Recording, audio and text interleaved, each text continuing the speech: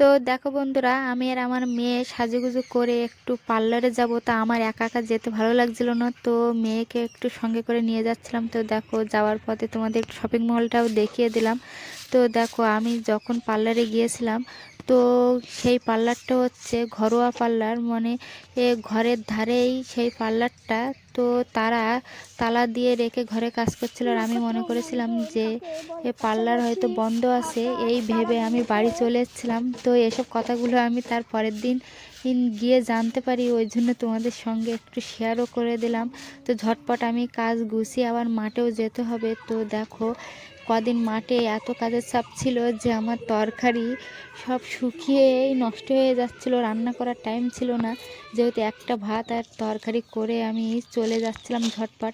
তো রান্না করার টাইমে একজন বিছনা চাদরওয়ালা এসে বলল যে চুল আর ভাঙা মোবাইল দিলেই এই নাকি বিছনা চাদর দেবে। তো আমার বাড়িতে চুল ছিল, তাই দিয়ে আর ভাঙা মোবাইল দিয়ে কিন্তু আমি একটা বিছনা চাদর অলরেডি নিয়ে নিয়েছি। তো আমি যতটুকু পেরেছি তোমাদের ভিডিওয় তুলে ধরেছি। তো দেখো, আমার হাতে এই যে বিছনা চাদরটা, এই চাদরটা তোমাদের কেমন লেগেছে, কালারটা অবশ্যই বলবে।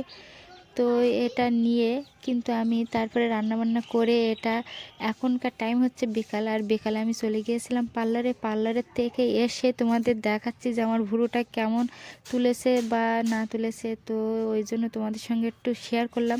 আর যেহেতু তাদের ঘরোয়া পার্লার, আমি বলেছিলাম যে ভিডিও করার কথা, কিন্তু সে বলেছিল যে আমরা ঘরোয়াভাবে বাড়ির পার্লার, আর আমরা সোশ্যাল মিডিয়ায় উঠতে মানে চাই না, দেখাতে চাই না, ওই জন্য আমি আর ততটা ভিডিও করে কিন্তু তোমাদের দেখাতে পারিনি। তো দেখো, আমরা তো অলরেডি মাঠেও চলে এসেছি, আর এই যে ধরারটা, এটা নিয়ে যাওয়া হচ্ছে মাঠে, কালকে সর্ষে ঝাড়তে আসতে হবে, ওই জন্য আগে আজকে পৌঁছিয়ে রাখা হচ্ছে মাঠে। তো আর আজকে সারও কিন্তু দেয়া হবে। তো আমি সারটা নিয়ে এই চলে এসেছি, আর তোমাদের দাদাভাই তো ওই যে সর্ষে ঝাড়ার যে ধরারটা, সেইটাই নিয়ে এসে আর দেখো, এখানে কিন্তু সুন্দর করে সারের সঙ্গে আর একটা কি তেল ছাড়া আছে, ওটাও মেশানো হবে। তো আমি বস্তাটা পেতে দেখো সারটাকে আর ঢেলে রেডি করে রাখছি। তো ভিডিওটা তখন আমি এক জায়গায় রেখেছিলাম ফোনটা, কিন্তু কেমন উঠেছে কি না উঠেছে তোমরাই দেখে বলো। আর দেখো, এই দিকটা কত আম গাছ, ছোট্ট ছোট্ট আম গাছ। আর দেখো, এই যে সারটার সাথে এই তেলটা দেওয়ার কারণ হচ্ছে ঘাস হবে না, ওই জন্য।